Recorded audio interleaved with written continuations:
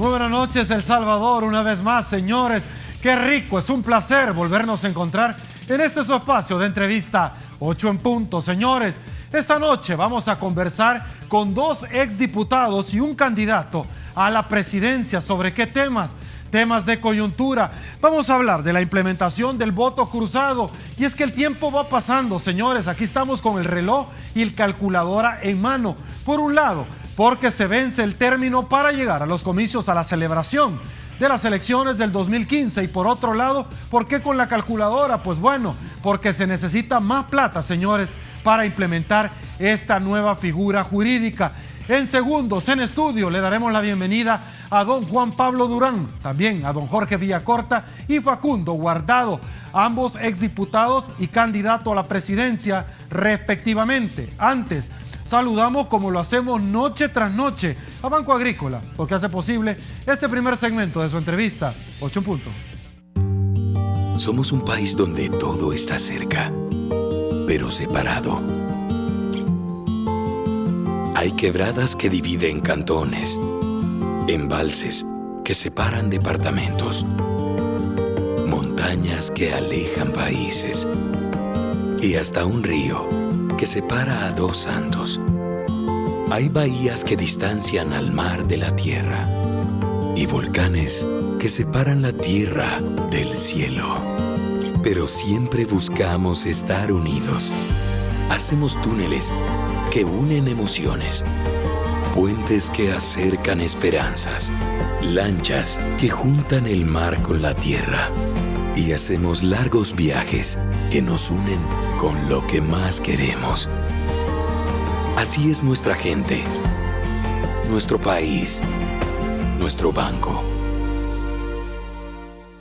Y bueno, señores, arrancamos con gusto en estudio. Le damos la bienvenida a don Jorge Villacorta, como ya lo habíamos dicho. Don Jorge, buenas una noches, vez más, un gusto tenerlo acá. Es un gran gusto hacer a la orden y estar aquí con los compañeros. También, señores, ya lo habíamos adelantado, Juan Pablo Durán, también exdiputado. Juan Pablo, un gusto tenerlo acá. Un placer, Sergio, un gusto con los compañeros del panel y un cordial saludo al pueblo salvadoreño. Y por supuesto, don Facundo Guardado. Don Facundo, muy buenas noches, con el permiso de Juan Pablo. Si me da chance, un placer. Buenas noches. Y bueno, señores, arrancamos conversando sobre la aprobación del voto cruzado. Ya es un hecho. Lo interesante del asunto, y yo se lo grafico rápidamente, uno, la Sala de lo Constitucional, para refrescar un poquito ustedes que nos están viendo, es que instruyó a la Asamblea Legislativa para que se implemente, uno, en el 2015, dos, de no hacerlo y regular lo conveniente, mandata al Tribunal Supremo Electoral para que lo haga de oficio, si usted lo quiere ver así. Y tres, si aún así, don Jorge, no se aplica, entonces le dice al conglomerado electoral, usted mismo lo puede aplicar y déjeme decirle que va a ser válido. Arranco con usted, don Jorge. Posiciones encontradas, uno diciendo necesitamos más plata, otros dicen ¿y por qué si no hay necesidad? Arranco con usted. A ver, la plata es simplemente porque esto demanda mayor formación, educación, entrenamiento a los que van a ser autoridades electorales en las mesas a nivel del municipio y obviamente del departamento, las juntas electorales, que son autoridades temporales, pero necesitan entrenarse frente a este cambio. Pero también es necesario difundir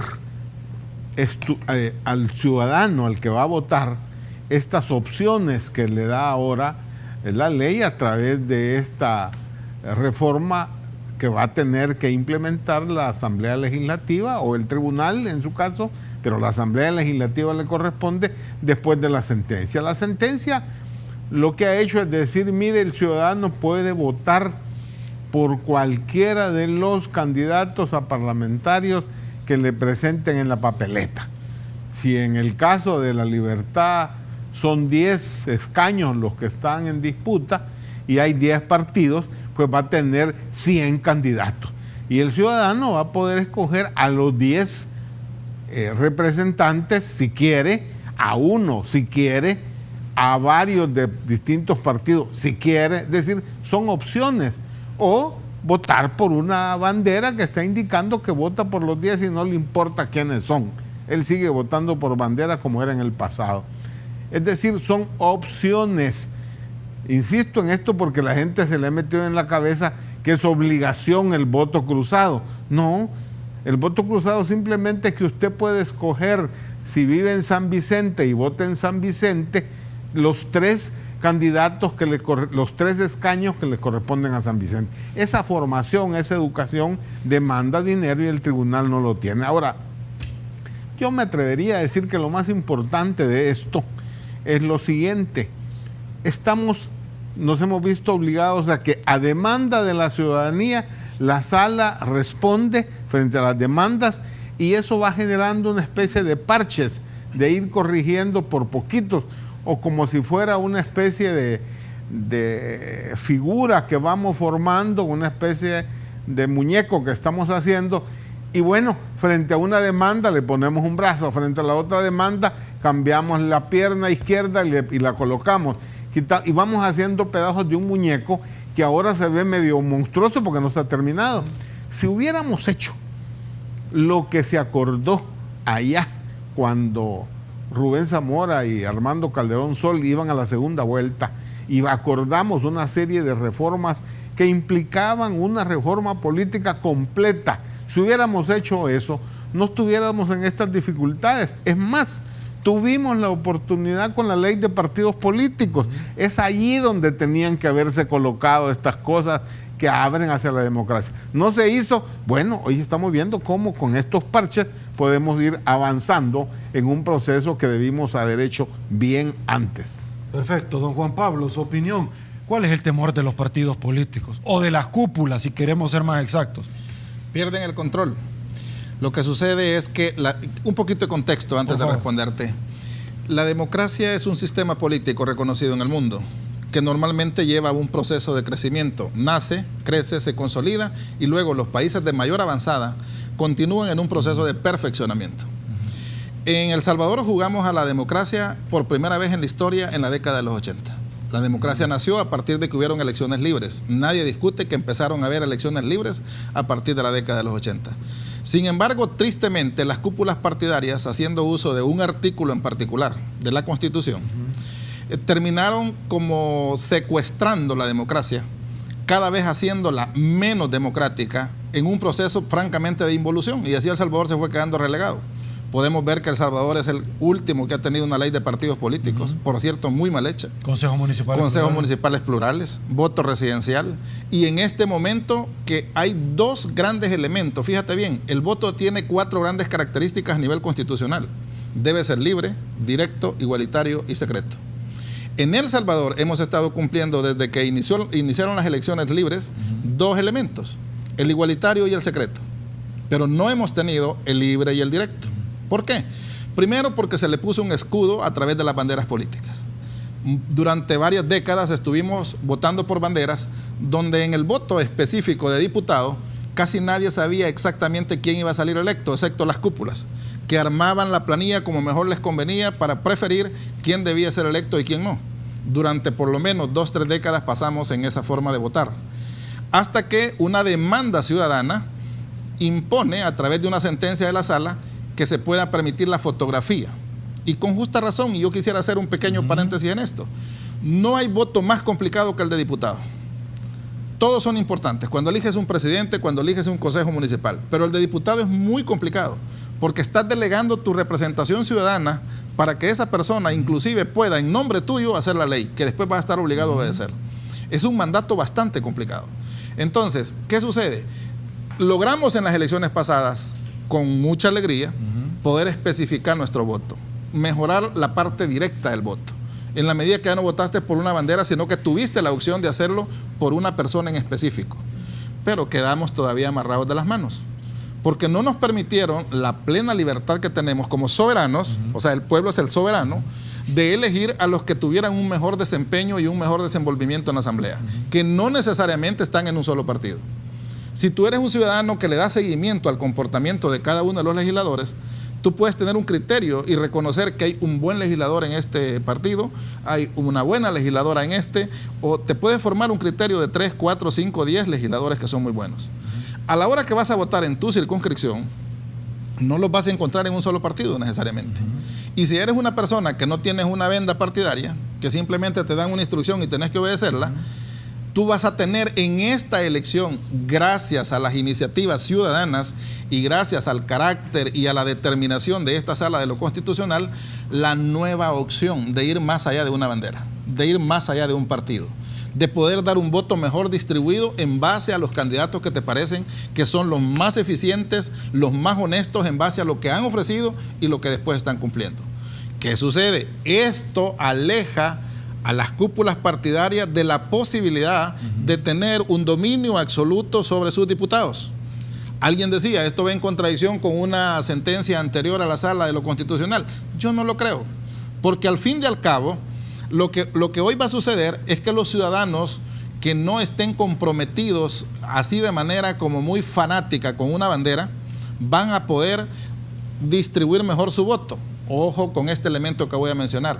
Las marcas que hoy vamos a hacer sobre las banderas no necesariamente son votos per se, porque el voto sigue siendo igualitario.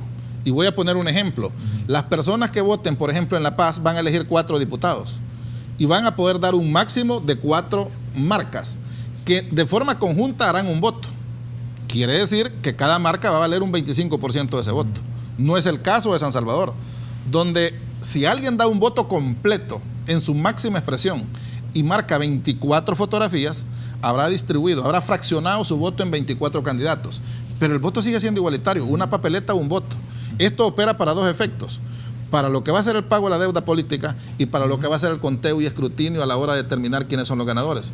El método no se está tocando, ni la representación proporcional, ni el sistema de residuos. Va a ser exactamente el mismo que se va a aplicar. Residuo y cociente es lo mismo. Es exactamente para aquellos que igual. Están vendiendo terror. Es exactamente igual. O sea, están tratando de llamar al engaño en la medida que están diciendo de que se ha trastocado lo que es el sistema de residuos y lo que es el sistema de representación proporcional, porque eso no se está tocando en la sentencia que ha dado la Sala de lo Constitucional. En consecuencia, yo imagino que es natural que a los partidos no les hace gracia de que venga una sentencia que le da el pleno poder al pueblo, en la medida de que le da la total y absoluta soberanía de llegar al día de las elecciones y empezar a definir quiénes quiere que sean sus representantes. Eso se resuelve de manera logística. Mira, yo hablaba con 2 técnicos del Tribunal Supremo Electoral. Yo trabajé, y te lo debo decir, 10 años, bueno, 15 años en el tribunal, pero 10 años fui el jefe de la Unidad Cívica Electoral. Fui magistrado suplente también. Y en ese sentido, hablando con ellos, me decían, no, hombre, la parte logística se resuelve fácilmente. Ya el acta, por ejemplo, de escrutinio de Junta Receptora de Voto no va a bastar para poder vaciar toda la información. Vas a necesitar 1 o 2 anexos. Pero eso no te da mayor problema. Un centro de cómputo un poquito más avanzado, con mayor logística, puede procesar eso y con una simple fórmula puede a nivel estar dando la información a la mayor velocidad a los votantes. Podemos tener información la misma noche de quienes han ganado, a pesar de que hoy el conteo va a ser un poquito más complejo. Pero no hay una razón válida. Aquí la gran pregunta es, ¿a qué le vamos a apostar? Yo estoy totalmente de acuerdo con Jorge. Con esto voy a cerrar. Yo estoy totalmente de acuerdo con Jorge. Esta era una deuda. Esto se debe haber hecho. Señores de las cúpulas partidarias, reconozcan. No tuvieron la grandeza, no tuvieron el espíritu democrático, no tuvieron la visión de haberse adelantado a esto. Hoy la sala, cuando lo hace de esta manera, lo hace consciente, que si no se hace hoy, no se va a hacer nunca. ¿Quiere decir usted que antepusieron sus intereses mercantiles a los intereses de gobierno? Totalmente de acuerdo, totalmente de acuerdo. Mira, no le voy a poner un calificativo, lo que sí estoy claro es que se pusieron en una actitud totalmente reacia a avanzar en el proceso democrático. La democracia no es una cosa estática. La democracia va buscando procesos de consolidación hasta que busca procesos de perfección y llega a niveles de forma de vida en la sociedad. De manera que yo creo que a estas alturas lo que compete, si tenemos el más elemental sentido de espíritu democrático, atender la demanda, atender la sentencia. ¿Y cómo la vamos a atender? Dándole cumplimiento. Unámonos todos, pongámonos en una función propositiva, dejemos de estar confundiendo a la población diciéndole de que esto es muy complicado, que no es el momento. Bueno, este es el precio de no haberlo hecho en el momento que correspondía. Perfecto. Don Facundo, por favor. Gracias. Bueno, en esta ocasión hablo también en calidad de dirigente del Partido Demócrata Cristiano.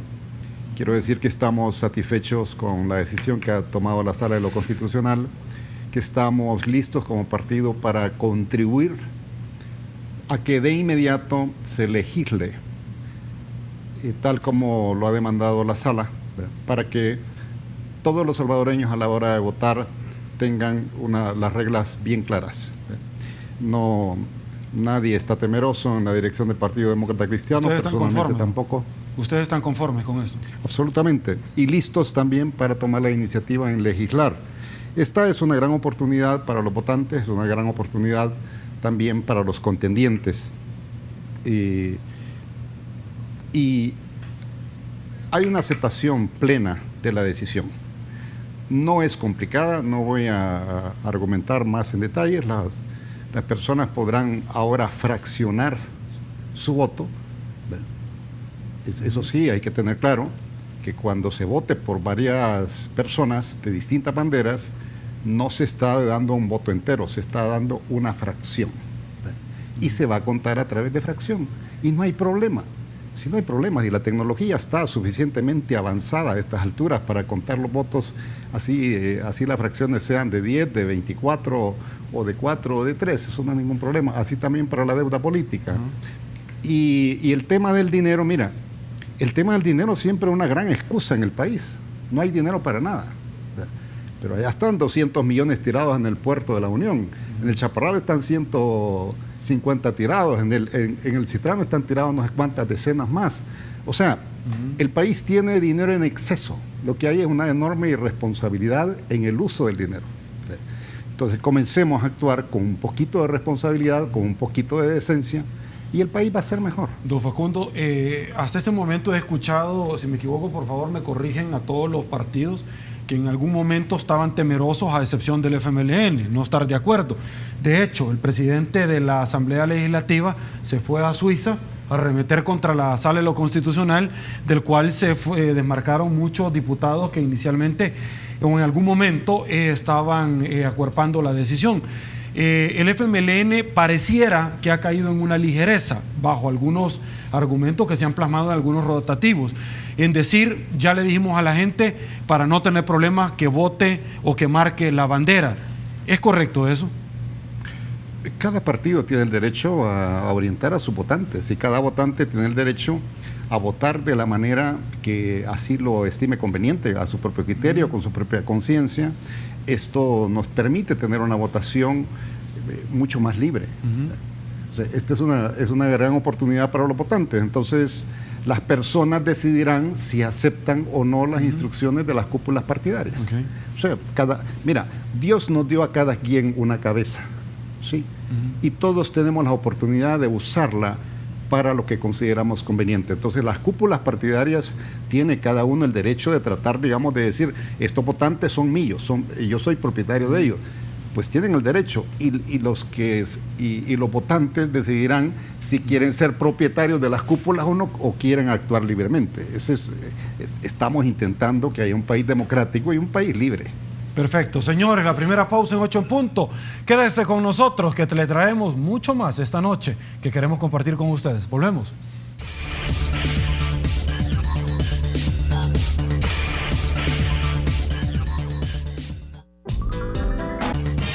Señores, estamos de regreso. El segundo segmento de la entrevista 8 en punto es gracias a Fedecases. No dejes pasar la oportunidad que has estado esperándote.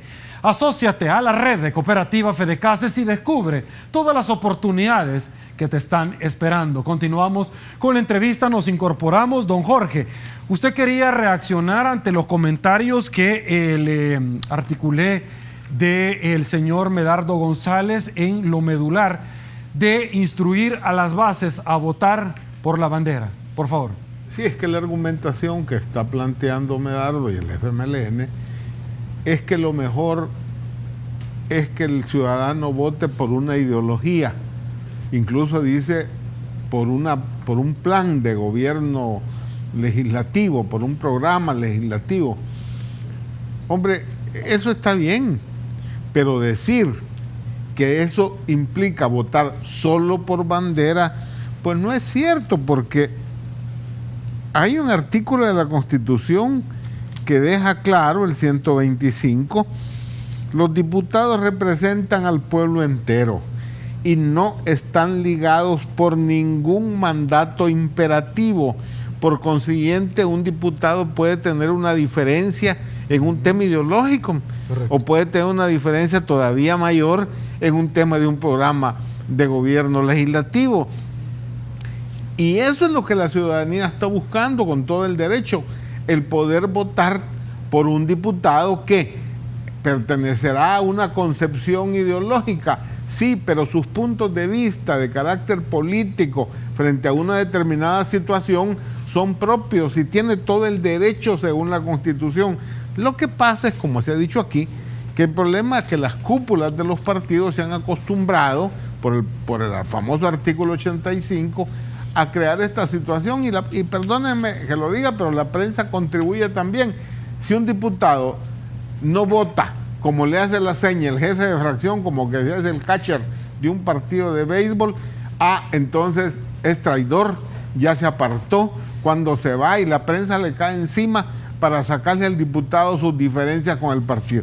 Si las diferencias con el partido son de lo más democrático de este mundo y están en la Constitución, de tal manera que ese argumento de que hay que votar por bandera es uno de tantos, esa es una opción y es decisión del ciudadano decidir si lo hace de esa manera o escoge, es decir, o toma el voto preferencial, que es lo que ha establecido. Y por último, decirle, mire, el definir la deuda política y definir cómo se distribuye la representación proporcional, porque ese es el punto que está en debate, es claro, porque la Constitución dice, para las elecciones de diputados se adaptará el sistema de representación proporcional.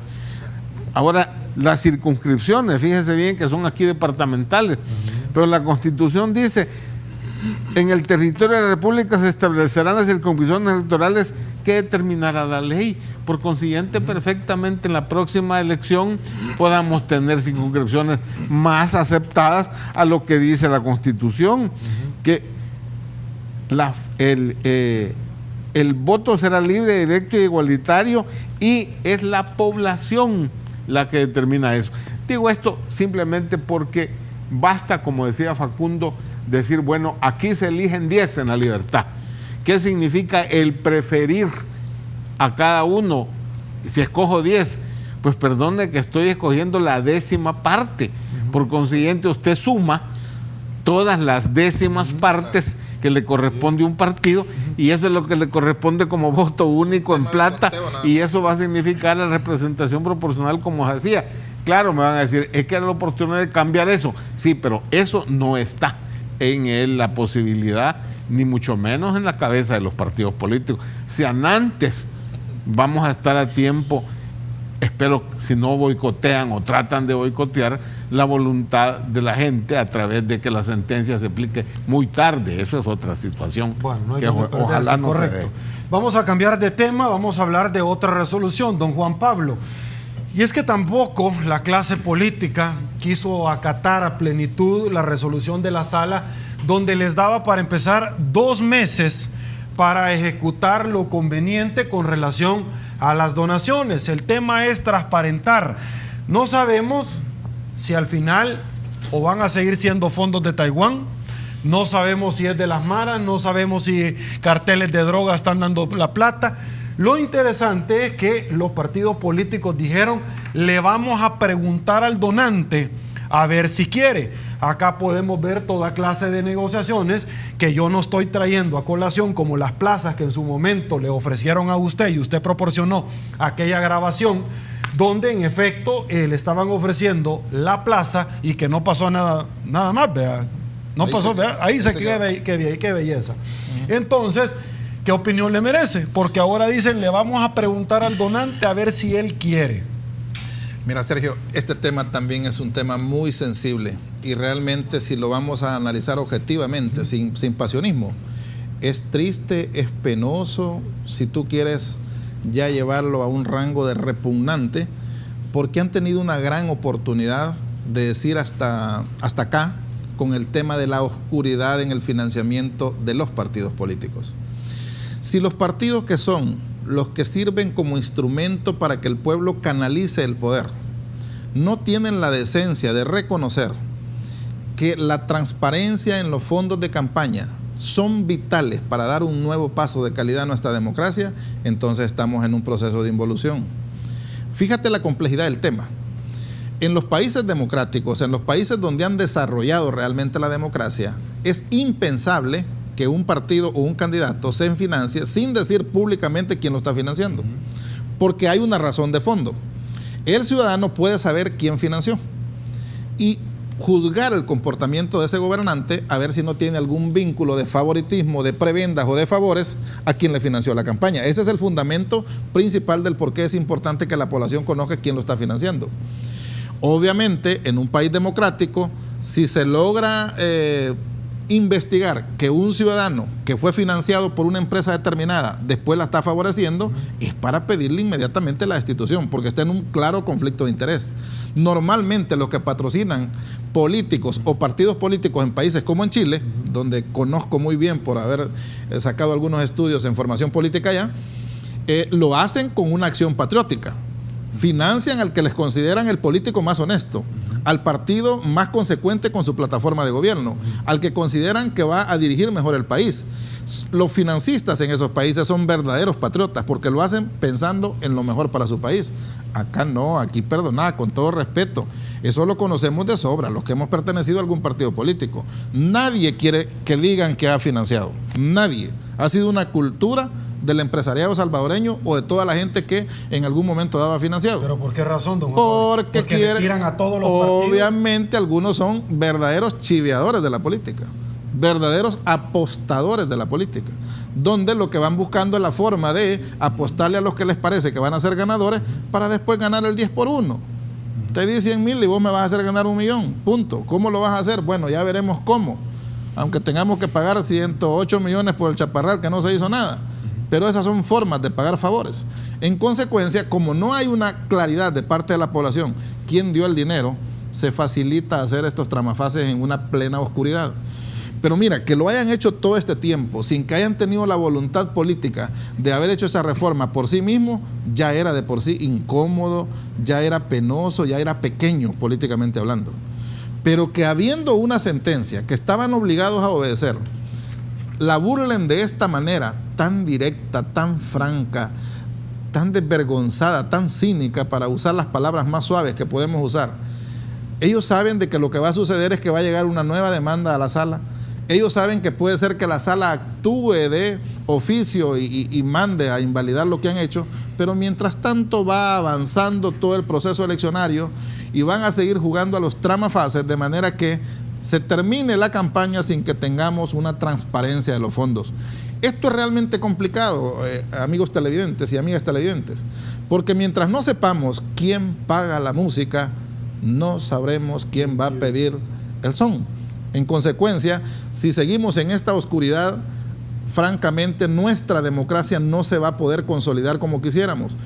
Fíjate que todos estos elementos van abonando para decir qué clase de democracia tenemos. Y lo que va quedando a la luz es la clase política que tenemos. Desde toda Latinoamérica, desde México hasta Argentina, el oficio de la política se ha ido degradando, exceptuando países como Chile. México también. Chile, Uruguay. En México no fue de los países más complicados. Avanzaron en el 96. Pero no está hablando de la imputación de la casa del presidente de México ahorita. Bueno, obviamente México ha tenido de todo. Recordar los 70 años del PRI. Sí. Y recordar que tuvieron que llegar a un gran pacto político en el 96 que más o menos avanzaron en algunas reformas políticas. Pero obviamente México ha estado como muy contaminado a este tipo de problemas. Latinoamérica en lo general, exceptuando países como Costa Rica, como Chile, como Uruguay, que han ido mostrando que sí le están apostando a que su democracia realmente vaya avanzando y consolidándose. Perfecto. Facundo, donaciones, ¿cuál es el miedo? ¿O quién dijo miedo? Es decir, es como que usted le vaya a preguntar a un narcotraficante, mire, y usted quiere que demos a conocer que usted me está dando el... O sea, alguito así es, ¿no cree? O sea, en general tenemos un déficit de transparencia.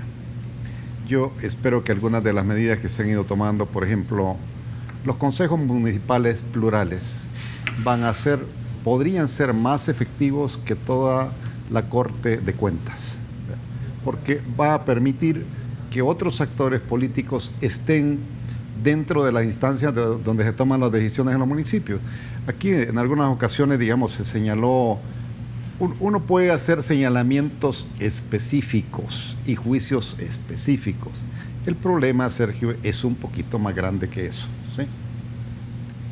El problema de rendición de cuentas es un poquito mayor de lo que está diciendo de los partidos, lo que demanda la sala, de que se dé a conocer los donantes y la legislación que queda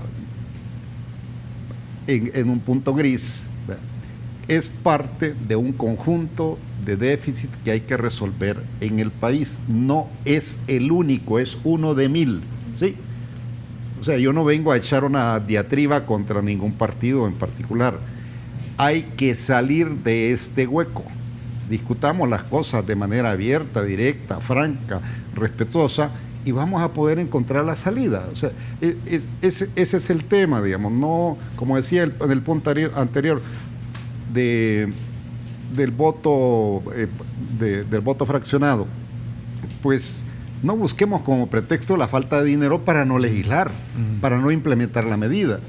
Entonces, podemos avanzar, tenemos que avanzar en transparencia. Hoy leí una crítica muy dura a la Oficina de Transparencia de la Presidencia de la República, que la llaman comisión de propaganda del gobierno. Pues el problema es un poquito más grande. Enfrentémoslo responsablemente. No busquemos chivos expiatorios aquí, no hagamos maniqueísmo para un lado para encubrir el otro, sino que digamos las cosas con mucha claridad. El país entero tiene un déficit en todas sus instancias, porque los partidos no salen de la nada. Los partidos son igual que la selecta, el resultado de lo que es la sociedad.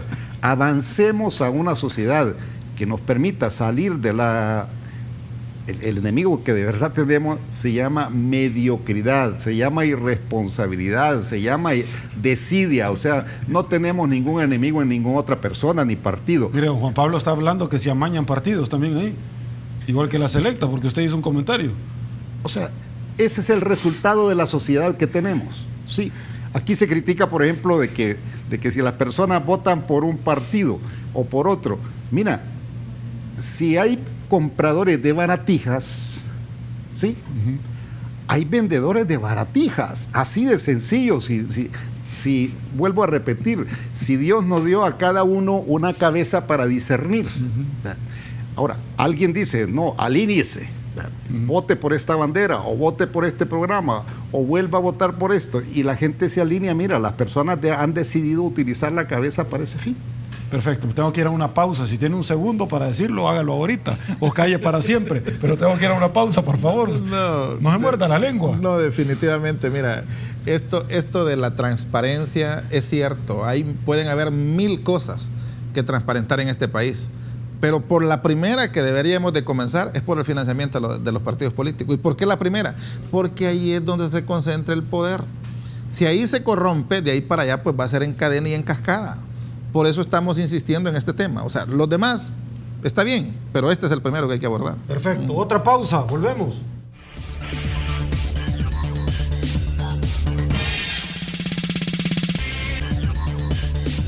Señores, estamos de regreso. Mil gracias por su preferencia. El tercer segmento de esta, su entrevista 8 en punto, es gracias a Acovi de RL. Somos una empresa que le brinda una amplia gama de servicios financieros competitivos. Acovi de RL, su banco cooperativo de confianza. Bueno, señores, rápidamente vamos a exprimir el tiempo y por supuesto a los caballeros que nos acompañan. La última resolución de la Sala de lo Constitucional no es esta que nosotros estado discutiendo. La última, señores, es donde la Superintendencia de Competencia se amparó a la Sala de lo Constitucional porque impuso hace años, hace tiempos, una multa a unas harineras. Y como Claudia Umaña, que me merece todo el respeto, la señorona ha dicho, es que ahí se ventila la política de la gaveta. Y altamente cuestionada por la gente que ha venido acá a la Sala de lo Contencioso, la Sala de lo Constitucional les dice, no señor, neles pasteles, hoy van a empezar a conocer. Don Jorge, ¿qué opinión le merece de esto? Mire, el punto es, aquí avanzamos, en teoría, con la Superintendencia de competencia, también lo hemos hecho con el tema de la ley de defensa del consumidor, con el tema de toda la legislación que tiene que ver con la ética. Genial, funcionan, establecen una determinada falta o incumplimiento de ley y le ponen una multa. Pero ¿qué hace la persona o la empresa multada? Pues se va a la sala de lo contencioso y allí sucede el lío. Que la sala de lo contencioso, yo no discuto que el ciudadano no tenga derecho a ir a la sala de lo contencioso, claro que sí. Y la sala lo que hace es aceptar la demanda, pero da la medida cautelar congelando la multa. O sea, no se puede pagar, no se debe pagar la multa, queda congelado. Pero el problema es que no hay plazos. De tal manera que la sala, ¿cuándo va a decir sí o no la multa es válida? Pues nunca, nunca. No hay un solo plazo. Claro, la sala va a alegar que tiene un montón de casos, que no tiene, para variar, que no tiene recursos, que el personal no le alcanza. A mí me parece que es indispensable que exista en la ley de administración de esto plazos. Y la sala debería de tener un plazo razonable para responder y entonces, si es legal la multa, a pagarla, y si no lo es, pues hombre, que quede claro que la institución que la implantó faltó. A mí me parece que lo que ha hecho la sala ahora contribuye de una sola vez por todas a abrir estos espacios, hombre, y que la gente pague las multas que corresponden por haber cometido faltas y violaciones a la ley, no solo de la competencia, también en el tema del consumidor se dan esos casos graves que creo, con lo que ha dicho ahora la sala, se abren los espacios para que de una vez por todas la gente comience a pagar sus multas. Perdón, don Jorge, fíjese que se me estaba yendo un tema imposible, señores, que yo no lo pueda decir aquí. Yo no sé cómo se me pudo ir. El día de ayer el señor Félix Ulloa estuvo acá y me contó que cuando declararon, porque yo le hice una pregunta, me dan ganas de poner un recurso ante la sala para que de 84 pasen a 64 diputados como era antes, porque me contaba que en el 2002 hubo una resolución de la sala del señor Tenorio, cuando todavía nos acompañaba en esta vida, y determinó que la plancha nacional era inconstitucional. Por lo tanto, lo accesorio sigue la suerte de lo principal, y lo accesorio era que tenían que volver a 64 diputados. Las redes sociales se toparon diciendo de que en efecto, ¿para qué queremos tantos diputados? ¿Qué opinión le merece? Mire, pueden ser 64, la Constitución lo que establece es que corresponde a la población. Y ya que vamos a hacer, o deberíamos avanzar hacia nuevas circunscripciones electorales, hombre, lo mejor sería debatir esto, y si esos 64 contribuyen a la representación por cómo están distribuidos, no es ningún problema para mí. Claro, va a dejar colgados a un montón de personas interesadas en ocupar los cargos de diputados, que no van a tener las posibilidades, se reducen esas posibilidades, pero ¿hasta dónde contribuiría a tener mejor calidad de parlamentarios también y mejores debates? Bueno, pero ¿qué le vamos a hacer en ese caso? ¿Qué opinión le merece a usted? Primero, rápidamente, las harineras, y segundo, el tema de los diputados. Mira, con el tema de las harineras, yo creo que ahí lo que ojalá y fuéramos avanzando con tantas instituciones que le vamos poniendo al Estado, pero tengo la impresión que no, fíjate. Aquí somos tan poco serios cuando se hace esta legislación, Tribunal de Ética, Defensoría del Consumidor, Tribunal de Transparencia. Al final, cuando sacan resoluciones, nadie las respeta. Al final, bueno, mira, si la misma presidencia de la Asamblea Legislativa y su Junta Directiva se resiste a obedecer una instrucción del Tribunal de Transparencia. Entonces, cuando uno dice, el Estado tiene un tremendo déficit fiscal a partir de tantas instituciones que se van creando y de tanto dinero que hay que pagar para darle sostenibilidad a estas instituciones, pero al final no funcionan. Hay varias formas de hacerle traición a la patria, y a mí me parece que cuando una sala, si este fuera el caso, y lo voy a dejar así planteado porque no conozco las interioridades, pero si fuese cierto lo que se está señalando, que ya se convirtió como en una costumbre, que la sala es la que impide el cumplimiento de multa, mira, esa también es una forma de hacerle traición a la patria, y de la forma más corrupta posible. Sería asqueroso si eso fuera cierto. Con el tema de los diputados, ahí el asunto es simple. Los que hemos estado ahí sabemos que los diputados beligerantes, los que opinan, los que piensan, los que debaten, los que participan, los que hacen para el fin y al cabo todo el tema legislativo, no pasan de 20. O sea que para efectos prácticos, si tú reduces la cantidad, eso es no por un acto populista de decirlo acá porque sabemos que a la mayoría de la población le agrada, es que es una realidad. Tú has sido un hombre que has andado también ahí entrevistando y no me vas a negar que van a preguntarle a los mismos, van a entrevistar a los mismos, opinan los mismos, sientan posición los mismos y deciden los mismos. Normalmente 20, 25 diputados de 84. No hay más. En consecuencia, si esto se reduce a una cantidad menor, que eso signifique un beneficio para el país, mayor calidad para los diputados, ojalá, y menor gasto, menor pago, obviamente eso sería más que saludable para el país. Perfecto. Facundo, por favor. Primero el tema de la sala, de lo contencioso, las harineras. Es la decisión de la sentencia de la resolución de la Sala de lo Constitucional es un buen mensaje para que podamos ir por el camino de una aplicación de justicia pronta. Y creo que y que todo el mundo deberá tomar nota de lo que ha sucedido este día. Es un hecho, digamos, que podríamos verlo que se repite a futuro, no solo en temas privados como este, sino en otros. Y en el caso de las diputaciones debería de avanzarse en el futuro a los distritos electorales. Es lo más moderno que hay en la democracia en todas partes del mundo, y salir del actual sistema de las circunscripciones departamentales. Acordémonos que los departamentos es una división territorial que no se ajusta a la realidad poblacional del Salvador de hoy. Incluso la Comisión Nacional de Desarrollo propuso en algún momento que había que dividir el país en regiones, otros han dicho que es por cuencas hidrográficas, etcétera. O sea, hay que ajustarlo a la realidad poblacional del país y lo más moderno son los distritos. Los distritales, correcto, para los consejos municipales plurales también. No. ¿El voto distrital también para los diputados? Sí, se divide, para decir, en San Salvador se divide, hay 6 distritos, para decir, en el municipio de San Salvador, así se hace, pero ya no se hace por una circunscripción departamental, se hace de acuerdo... Correcto. Se hace de acuerdo a la población que existe en un área determinada. Y otra cosa, mira, si hay voto independiente para diputados, ¿y por qué no va a haber para consejos municipales? ¿Quién lo impide? ¿Quién impide que hayan alcaldes y consejos municipales independientes en el país? De que las personas puedan presentarse en un municipio como independientes con su propio consejo. O sea, no hay nada que lo impida. Ese es otro paso que hay que dar de inmediato. ¿Le parece a usted? Sí, porque los municipios perfectamente se dividen en distritos. Además, insisto, la Constitución dice la base del sistema electoral es la población. Entonces, lo que hay que hacer es cumplir con la Constitución. Sergio, los distritos electorales a los que hablaba Facundo son de gran beneficio. ¿Por qué? Te pongo un ejemplo. San Salvador ya no sería el gran departamento de San Salvador eligiendo 24.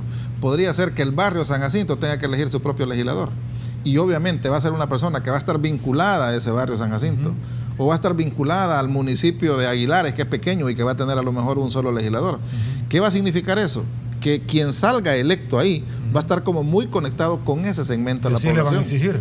Obviamente, porque su distrito correcto, lo que pasa en Estados Unidos, por ejemplo, que los legisladores son como muy apropiados, tienen su visión nacional, por supuesto, pero también se apropian mucho de su territorio al que representan. Acá no, en un departamento la gente no los alcanza a ubicar, son 24 que terminan siendo electos, pero en esa circunscripción de todo el departamento de San Salvador se vuelve complicada. Al final dicen solamente en su casa los conocen. Una de las preguntas que es importante, esta modificación distrital se tendría que hacer por modificación de la aplicación vigente aplicable a la materia, es decir, que los políticos la hicieran, porque unos dicen que como que se están haciendo las harakiri, y otro es por medio de la Sala de lo Constitucional, porque como usted dice, hay muchas leyes que son inaplicables y es como aquello de mamá, ¿me puedes dejar ver televisión? Sí, pero no le encendás. Entonces al final no vale de nada. Claro. Realmente la responsabilidad es de los diputados y de los partidos políticos. Eso que le esté haciendo la tarea y corrigiéndole la plana, la Corte, la Sala Constitucional, ya no deberíamos de seguir por esa ruta. Y todavía se enojan porque les hacen la plana, pero la responsabilidad es de las direcciones de los partidos, no de los partidos, de las direcciones de los partidos. Si con que no hay ni siquiera primarias, no le echemos la culpa a los partidos, echémosle la culpa y la responsabilidad a las direcciones de los partidos, que son los iluminados de cada partido, la vanguardia iluminada, se decía en aquellos viejos tiempos. Ok, deberían de haber internas. Mira, por ahí comienza la democracia. Si no tenés elecciones primarias de verdad, ¿cuál es el miedo de las internas? Si no las tenés ahí, menos vas a ser democrático ya como partido y como funcionario. Pero, pero en la ley de partidos políticos legislaron porque se les mandató eso y dijeron que cada quien bajo su libre albedrío. ¿Sabes cuál fue mi primera reacción a esa ley de partidos políticos? Preferiría 10 veces que jamás la hubieran aprobado, que mejor siguiéramos sin ley de partidos políticos, porque la peor aberración que estamos cometiendo en el país es que estamos aprobando, o se está aprobando por parte de la Asamblea Legislativa, una cantidad de leyes inservibles con una gran cantidad de asideros para poderlas burlar, que las hacen premeditadamente a propósito. No hay ignorancia en eso, no, es simplemente mala fe para que las cosas no funcionen y no avancemos en la democracia. Ok, nosotros avanzamos, pero dándole la bienvenida a más publicidad. Pausa, volvemos.